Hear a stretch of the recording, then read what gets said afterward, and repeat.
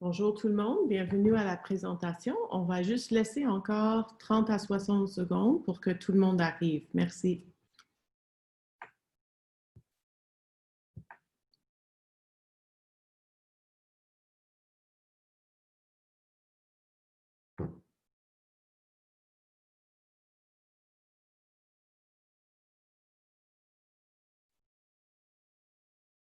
OK, donc bonjour, je pense qu'on va commencer. Bienvenue. Merci beaucoup d'être avec nous aujourd'hui.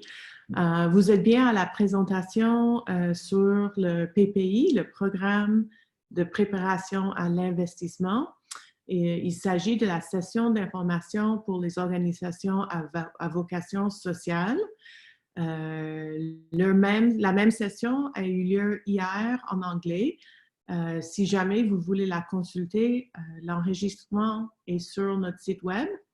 Bonjour tout le monde, je m'appelle Sarah Lyons. Je travaille chez Fondation communautaire du Canada et je suis contente d'être avec vous aujourd'hui pour présenter dans cette période d'application le programme PPI. Je suis avec aujourd'hui ma collègue Sally et on va passer la parole entre nous deux aujourd'hui. Donc, pour commencer, je vais vous juste donner l'ordre du jour aujourd'hui. Donc, on va commencer par de quoi ça s'agit, qu'est-ce qui est le programme de préparation à l'investissement, en quoi consiste le PPI. On va passer pas mal de temps sur l'admissibilité des exemples de projets financés, le processus de demande, aperçu, échéancier, évaluation, et on va finir avec prochaines étapes. Et bien sûr, il y aura du temps pour les questions. Donc, tous vos microphones sont bien sûr en silence. Si jamais vous avez des questions, et on les invite, on vous demande de les écrire dans le chat. On a quelqu'un qui surveille le chat et si jamais il y a une question qui devrait se faire poser tout de suite, ma collègue va nous interrompre, mais sinon, on va passer aux questions à la fin. Et également, si jamais vous avez des questions après, on vous invite à nous écrire à préparation@communityfoundations.ca. Cette adresse courriel va être sur la dernière diapositive aussi. Donc, avec ça, je passe la parole à ma collègue Sally. Bonjour tout le monde et merci Sarah. Je m'appelle Sally et je suis une coordonnatrice ici à Fondation communautaire du Canada. Je vais aussi juste fermer ma vidéo pour me permettre de mieux expliquer le matériel. Mais si vous avez des questions, vous pouvez nous le signaler. Alors, qu'est-ce que la finance sociale? Donc, ceci, c'est super important pour pouvoir déposer une demande forte. Nous avons trouvé que dans le premier cycle, il y avait beaucoup de demandes qui montraient qu'il manquait un peu cette compréhension. Et parce que le PPI, ça vise à améliorer l'engagement des organisations à vocation sociale dans le domaine de la finance sociale au Canada, c'est quelque chose qui est très important à comprendre. Alors, la finance sociale, c'est un investissement qui produit un impact social, culturel ou environnemental mesurable et qui génère un rendement pour les investisseurs. Par des prêts et des investissements, la finance sociale peut donner à de nouveaux acteurs la possibilité d'améliorer les choses. Pour moi, la finance sociale, elle a trois parties importantes. Premièrement, c'est qu'elle aide à avoir un impact positif. Deuxièmement, c'est qu'elle peut être mesurée. Donc, dans votre demande, on aime voir que vous avez un plan pour mesurer votre impact ou bien que vous mesurez déjà cet impact. Et puis, troisièmement, ça vous aide à gagner de l'argent. Ça aide aux organisations d'avoir des revenus, des profits. Ici, en bas, vous voyez des exemples. Il y a plusieurs types de finances sociales. Ceci peut inclure des prêts, des placements en actions, des obligations communautaires, des obligations à impact social ou des ententes de résultats axés sur les besoins communautaires. Prochain diapo, s'il te plaît. Qu'est-ce que le programme de préparation à l'investissement? Et vous voyez ici que c'est très lié au concept de la finance sociale. Le PPI a été lancé pour préparer les organisations à vocation sociale au Fonds de finances sociales, le FFS, du gouvernement du Canada, doté d'une enveloppe de 800 millions de dollars annoncée en 2018. Le PPI aide les organisations à vocation sociale à se préparer à participer au domaine élargi de la finance sociale qui sera créé par le FFS. Souvent, on reçoit des questions, par exemple, si j'ai participé au PPI, est-ce que je suis obligée à participer dans le Fonds de finances sociales?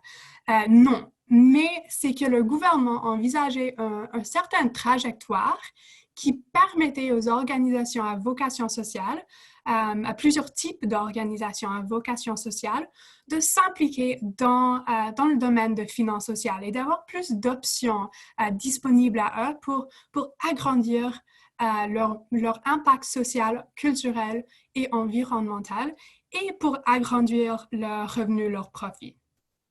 Quand nous disons les organisations à vocation sociale, on parle des organismes de bienfaisance, de coopératives, d'entreprises d'économie sociale à but lucratif et des OBNL. Le premier cycle du PPI a eu lieu cet hiver et on a pu financer 257 organisations à vocation sociale. Et bien sûr, ce n'est pas que FCC qui mène et qui gère ce programme. Nous avons plusieurs partenaires différents dans le pays et nous, on n'est même pas le seul intermédiaire de financement. Par exemple, la Fondation canadienne des femmes est maintenant ouverte aux applications. Donc, si vous pensez que vous voulez peut-être déposer une demande chez eux, c'est un excellent programme et vous pouvez trouver plus d'informations sur le site web du PPI. On peut mettre le lien pour cela dans le chat. On a un partenaire au Québec, c'est le chantier de l'économie sociale. Ils ont épuisé tous leurs fonds pour le programme de préparation à l'investissement. Alors, si vous êtes basé au Québec, vos activités ont lieu au Québec, votre partenaire, c'est le chantier et ils sont fermés aux demandes actuellement. Un petit résumé. Le PPI aide les organisations à vocation sociale à poser des gestes concrets pour chercher et recevoir des investissements. Les organismes admissibles peuvent recevoir un capital non remboursable afin de concevoir, lancer, mesurer et développer leur entreprise d'économie sociale. Je vais expliquer un peu plus ce qu'on veut dire quand on dit les organisations à vocation sociale. Donc, pour nous, dans ce programme, ça peut être un organisme de bienfaisance, un OBNL, une entreprise d'économie sociale, une coopérative ou une entreprise d'économie sociale à but lucratif. Et le plus important, c'est que dans chacun de ces cas, une organisation à vocation sociale doit avoir une mission sociale, culturelle ou environnementale. Donc, si vous êtes, par exemple, un OBNL ou une entreprise d'économie sociale, vous devez toujours avoir cette mission positive. Donc, la mission, elle est la plus importante. Et puis après, vous pouvez être un de ces types d'organisations à vocation sociale que je viens d'énumérer. Vous pouvez voir dans le diagramme à droite les types d'OVS soutenus dans le premier cycle du PPI. Il y a une grande variété. Donc, vous voyez que c'est vraiment un programme très diversifié, que les OVS sont très diversifiés ici au Canada. Nous avons soutenu des organismes de bienfaisance enregistrés, des OBNL, des coopératives, des entreprises à but lucratif et d'autres donateurs reconnus. Ceci peut inclure des gouvernements autochtones enregistrés. Et nous anticipons que ce diagramme va changer pour le deuxième cycle. Ce n'est pas des cibles que nous devons atteindre, mais ici, les statistiques sont offertes pour vous montrer que nous recevons des demandes de tout type d'organisation à vocation sociale et que c'est encouragé. Les étapes pour se préparer à l'investissement. Bien sûr, c'est très important parce que c'est le programme de préparation à l'investissement. Les étapes pour se préparer à l'investissement comprennent des conseils d'experts ou des services aux entreprises. Et voici à droite actuellement des services financés par le PPI pour aider les OVS à se préparer à l'investissement. Donc, on a financé des plans d'affaires et la planification stratégique, les services de marketing, les services financiers et fiscaux, les services juridiques et de gestion du risque, et les études et analyses de marché. Ma recommandation pour vous, quand vous faites vos demandes pour le deuxième cycle, c'est de ne pas essayer d'inclure toutes sortes de services différents et de conseils différents, d'expertise différents, mais vraiment de trouver un projet qui est le plus important pour vous, pour promouvoir votre développement comme organisation à vocation sociale et pour vous aider à préparer pour l'investissement. Donc, voici des exemples donnés à droite et je vous suggère de les voir et puis de voir peut-être s'il y en a un qui est vraiment important pour votre organisation à vocation sociale. En quoi consiste le PPI? Premièrement, c'est le capital non remboursable. Dans le cadre du PPI, FCC et les fondations communautaires partenaires, et je vais expliquer ça un peu plus tard, accepteront des demandes de capital non remboursable sur une échelle de 10 000 à 100 000 pour un total de presque 19 millions. Les étapes pour se préparer à l'investissement, donc c'est ce qu'on vient juste de voir, et cet argent est destiné à soutenir le développement pour la préparation à l'investissement. Mais le PPI offre aussi des possibilités d'apprentissage. Il y a plusieurs autres initiatives dans l'écosystème du PPI qui fournissent des possibilités d'apprentissage et de ressources afin de renforcer l'écosystème. Et si vous voulez apprendre encore plus sur ça, vous pouvez visiter le site web. Je pense que ma collègue Michelle l'a mis dans le chat. On vous invite à visiter le site web parce que ça va vous expliquer un peu plus ces possibilités d'apprentissage. Alors, j'ai décrit un peu les partenaires externes que nous avons dans le PPI, mais nous avons aussi des partenaires, on peut dire des partenaires internes, les fondations communautaires situées autour du pays qui nous aident à gérer ce programme, notre programme de financement. Alors, nous les appelons les partenaires régionaux et ce sont menés par les fondations communautaires, mais ça implique des experts régionaux, des personnes avec vraiment beaucoup de connaissances dans la finance sociale. Et donc, ils nous aident à évaluer, à prendre des décisions, des demandes dans le PPI. Par exemple, si vous déposez une demande dans l'Acadie, vos activités sont basées dans l'Acadie, votre bureau, c'est dans l'Acadie. Alors là, vous allez déposer votre demande à la plateforme nationale, comme tout le monde, mais c'est l'équipe du PPI Acadie qui est menée par la Fondation communautaire de la péninsule acadienne qui va évaluer et prendre la décision sur votre demande.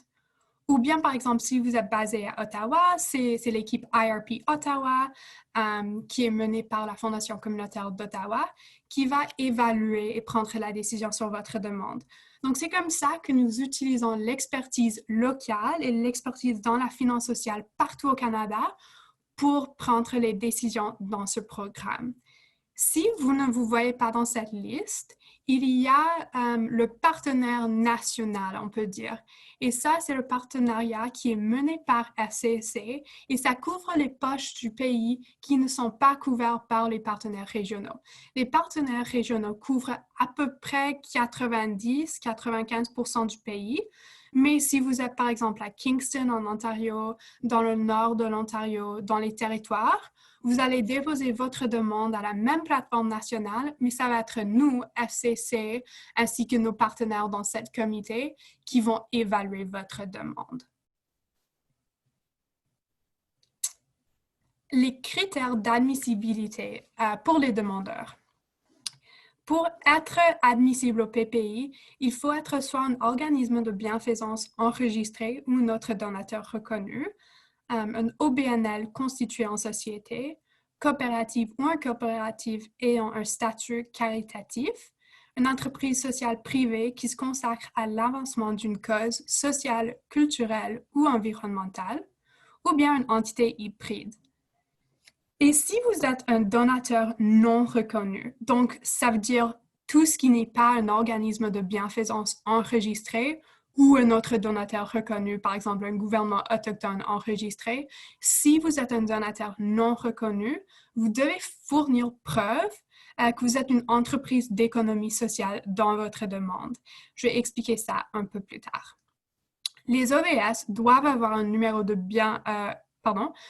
d'organisme de bienfaisance ou un numéro d'enregistrement. Et finalement, les organisations ne peuvent pas avoir un propriétaire unique. Donc, si votre organisation est un propriétaire unique, vous n'êtes pas admissible à ce programme. Je vais expliquer maintenant la différence entre les OBS à but lucratif et les entreprises socialement responsables, parce que c'est une distinction très importante et nous avons vu dans le premier cycle qu'on a reçu des demandes des entreprises socialement responsables, mais en fait, ce n'étaient pas des demandes admissibles. Les OBS à but lucratif, ça utilise les profits pour atteindre des objectifs positifs sur le plan social, culturel ou environnemental, et accroître l'impact de sa mission. Ça s'efforce de résoudre un important problème social, environnemental ou culturel. Ça, c'est bien sûr admissible au PPI. Par contre, on a des entreprises socialement responsables, ceux qui prennent une approche de ne pas nuire. Donc, ça cherche à s'assurer qu'elles mènent ses activités d'une façon durable sur les plans économiques, social et environnemental. Cette entreprise peut avoir un portefeuille responsabilité sociale, mais au jour, elle ne se tient pas à promouvoir vraiment un impact très positif dans chaque élément des activités de l'entreprise. Une mission sociale, culturelle ou environnementale n'est pas là. Ça peut être dans quelques éléments du comportement de l'entreprise, mais ce n'est pas toujours là au cœur de l'entreprise.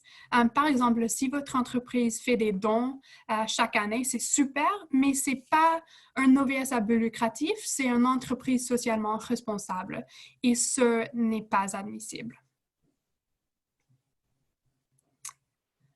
Alors, si vous recevez le financement PPI, si vous recevez le capital non remboursable, vous pouvez l'utiliser pour faire de la recherche, un lancement, la conception, l'évaluation ou le développement de votre OVS pour vous permettre de vous préparer pour l'investissement.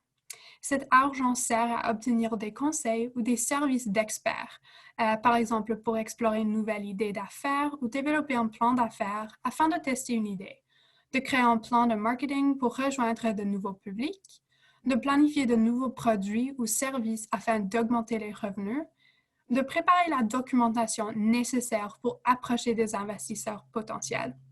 Et ceci, ce n'est que 4 exemples. Il y a beaucoup plus et ma collègue va vous donner encore plus tard dans cette présentation, mais ça vous donne une bonne idée de comment le PPI peut vous aider à vous préparer pour recevoir de l'investissement à long terme. Ce financement ne peut pas servir pour des coûts d'exploitation de base, sauf une petite portion, jusqu'à 20% pour l'administration relative au projet. Et c'est des projets à court terme, parce que j'avais expliqué tantôt que c'est des projets spécifiques qui vont aider avec un élément de votre développement pour vous approcher à ce but d'accéder aux finances sociales. Alors, c'est des projets à court terme. Ils peuvent débuter le 15 janvier 2021 et doivent être terminés le 1er juin 2021. Ici, on a une petite illustration du continuum qui va de l'idée à la préparation à l'investissement. Votre projet va probablement se situer quelque part ici sur cette échelle et ça va vous aider à vous bouger sur cette échelle du gauche à la droite. Par exemple, si vous explorez un nouveau produit, un nouveau marché, quelque chose comme ça, ça va vous aider au but final qui est la préparation à l'investissement et finalement d'être prêt à prendre de l'investissement. Voici une plus grande liste d'autres utilisations admissibles du financement du PPI. Je ne vais pas lire toute la liste, mais vous pouvez voir que vous avez beaucoup d'options pour explorer dans votre demande, pour explorer comme organisation.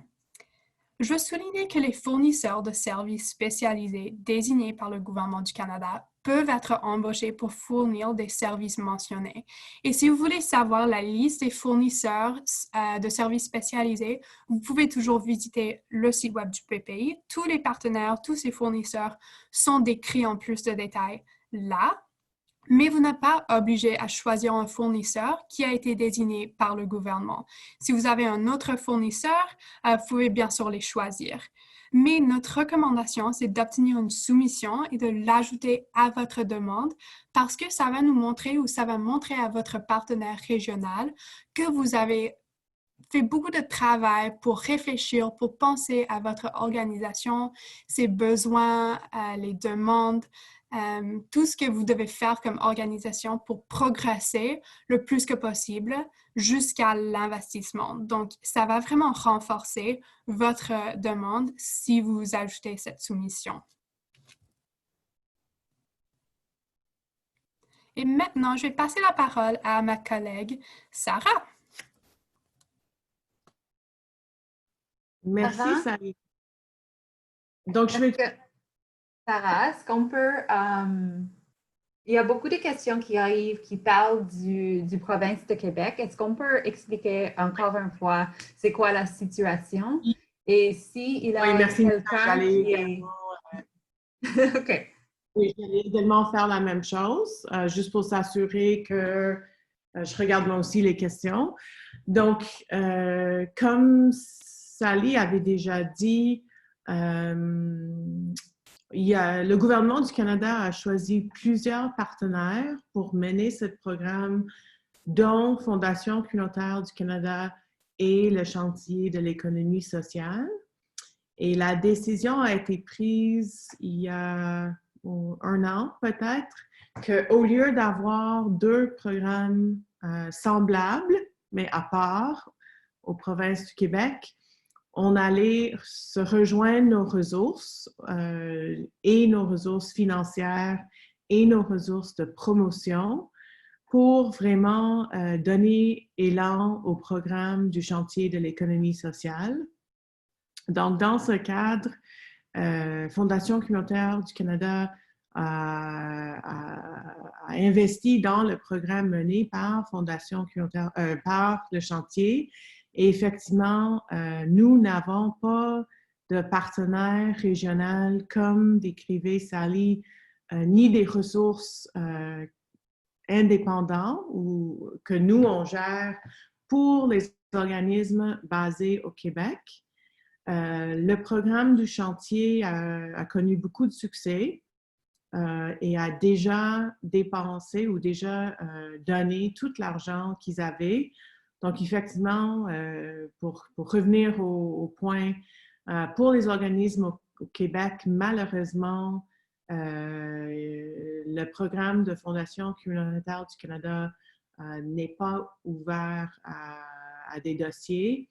Il fallait passer par le chantier et malheureusement, le programme du chantier qui était bien muni, il y avait beaucoup d'argent, mais la demande a été très lourde et ils ont déjà donné tout l'argent qui leur avait été fourni. Donc voilà, le message peut-être un peu décevant pour nos invités dans la province du Québec. Donc, je vais continuer avec la présentation. Ce que vous voyez sur l'écran, c'est 3 exemples d'organismes qui ont connu le succès dans la première manche du PPI qui a eu lieu l'hiver passé.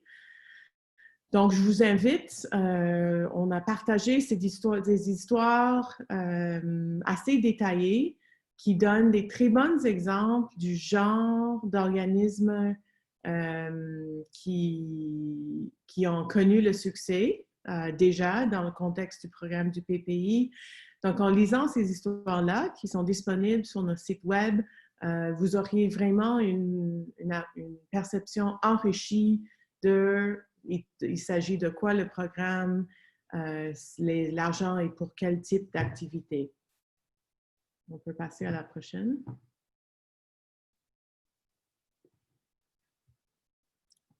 Donc, pour ce qui s'agit du processus de demande, je vais commencer par juste vite répondre à la question dans le chat. Est-ce qu'il y aura d'autres argent? À ce qu'on sache, il n'y a pas un plan de la part du gouvernement fédéral de mettre plus d'argent. Bien sûr, ça demeure une possibilité, on l'espère, mais on n'a aucune connaissance à cet effet. Donc, à ce qu'on sache, il s'agit du deuxième et du dernier cycle de demande. Donc, ce deuxième et dernier cycle de demande se déroule maintenant. Les soumissions sont ouvertes depuis quelques jours, le 8 septembre, et ça ferme le 9 octobre 2020, bien sûr, donc dans quelques semaines. Comme Sally a déjà mentionné, toutes les demandes doivent être soumises par le portail de demande en ligne. C'est facile à trouver sur le site web de Fondation communautaire du Canada. L'examen se fait par un comité régional. Les examinateurs de ce comité sont des membres de la Fondation communautaire locale et d'autres spécialistes pertinents. Pour ceux qui font une demande, toutes seront informées du statut de leur demande au début de 2021.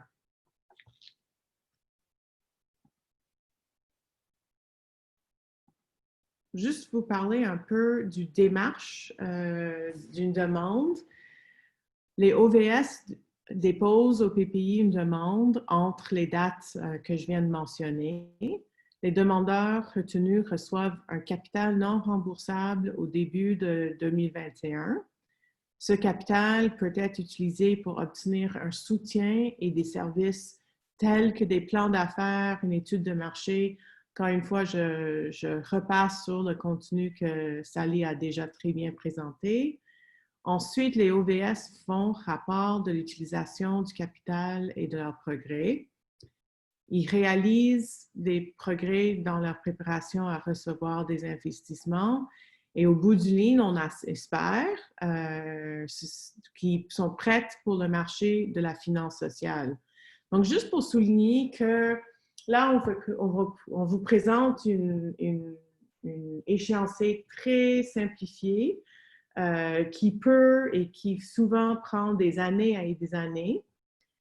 Il n'est pas nécessaire de se rendre à la dernière étape dans le contexte de votre demande au PPI. Bien sûr que ça se peut qu'à la fin, il va vous rester plusieurs étapes encore pour être prête pour le marché de la finance sociale. L'important, c'est que votre demande vous met en avant sur ces démarches-là. Donc, juste pour encore une fois le souligner, parce que c'est ultra important, le PPI ne s'agit pas d'argent pour vos opérations. Il ne s'agit non plus pas d'argent, ce n'est pas un investissement non plus. C'est de l'argent pour faire un projet en particulier et spécial hors du jour à jour qui vous mène plus proche à être prête pour le marché de la finance sociale. Donc voilà, je pense que je l'ai assez souligné. Quelques petites notes sur le moment où on est et un secteur inclusif. Donc juste, on voulait vous le souligner que FCC aspire à réduire les déséquilibres du pouvoir inhérent aux relations en matière de financement. Il y a eu beaucoup de conversations dans les derniers mois dans le secteur du entrepreneuriat social, finance sociale, innovation sociale, sur les inégalités, sur le pouvoir et les besoins des organisations menées par exemple, les Autochtones, les personnes noires ou racisées et autres.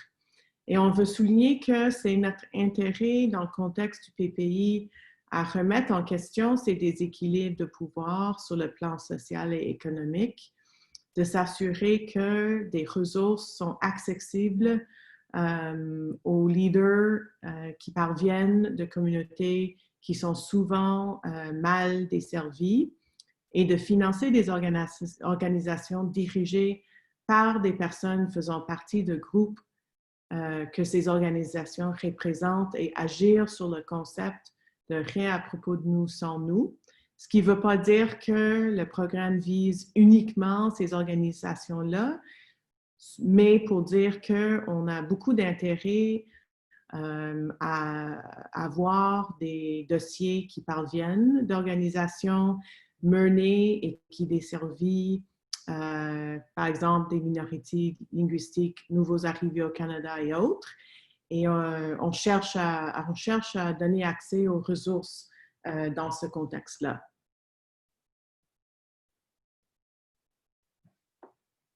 Donc, quel est le processus de demande et les critères d'évaluation? Les organisations à vocation sociale doivent faire deux choses. Premièrement, démontrer leur mission et impact dans leur communauté sur le plan social, culturel et ou environnemental. Et doit avoir ou planifie d'avoir un mécanisme qui génère des recettes provenant de la vente de biens ou de services.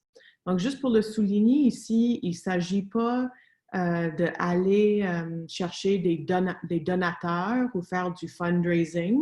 Il s'agit vraiment de générer de l'argent d'une manière plus business avec la vente de biens ou de services. Donc, je veux vraiment souligner ça. Et encore une fois, que le projet proposé doit faire progresser l'organisation vers l'investissement et être doté d'un budget et d'un échéancier détaillé et approprié.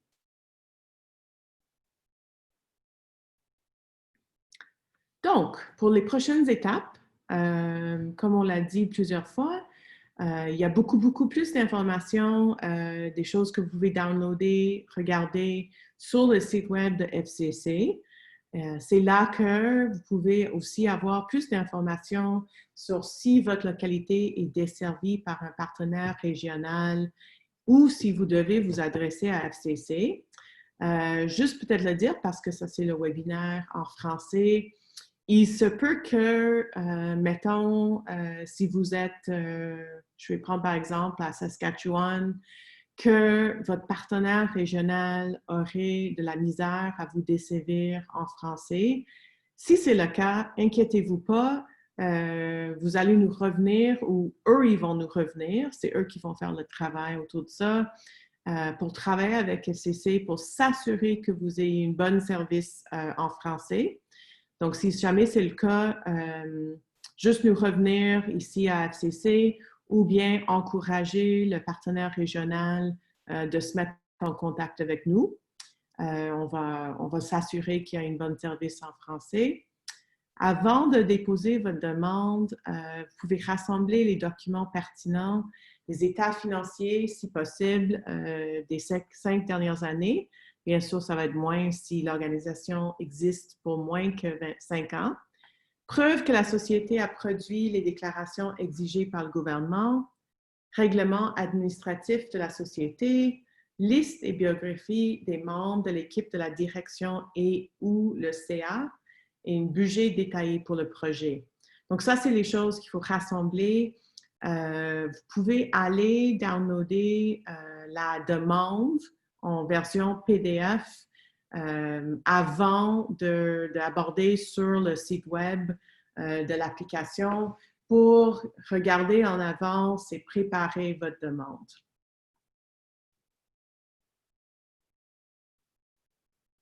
Donc, des questions. Je vais passer moi-même à côté parce que je vois la boîte chat. Je vois que Michel fait déjà un bon travail de répondre aux questions. Donc, je vais juste confirmer ou peut-être les lire. Il y a eu une question ici. C'est nécessaire d'utiliser les fournisseurs de services spécialisés. La bonne réponse est non. Vous pouvez choisir un fournisseur fiable de votre choix. Est-ce qu'on doit obligatoirement inclure une offre de service? Non, ce n'est pas obligatoire. L'objectif, c'est de démontrer que le service que vous cherchez à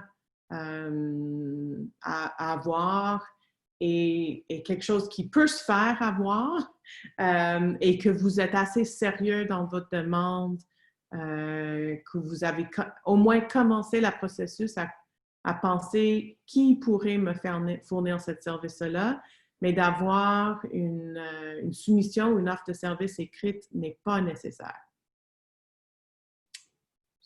C'est une bonne chose, mais ce n'est pas du tout nécessaire. Je regarde s'il y a d'autres questions. J'invite Michel ou Sally. Bien sûr que je parlais, donc je n'ai pas eu le temps de regarder attentivement le chat.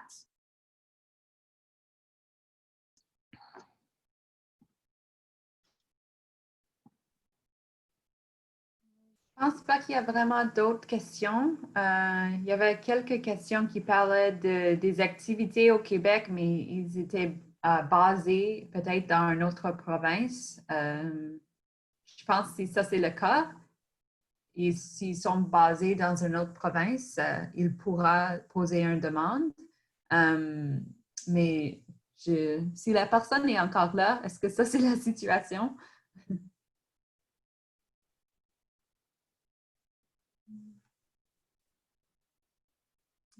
Je vois.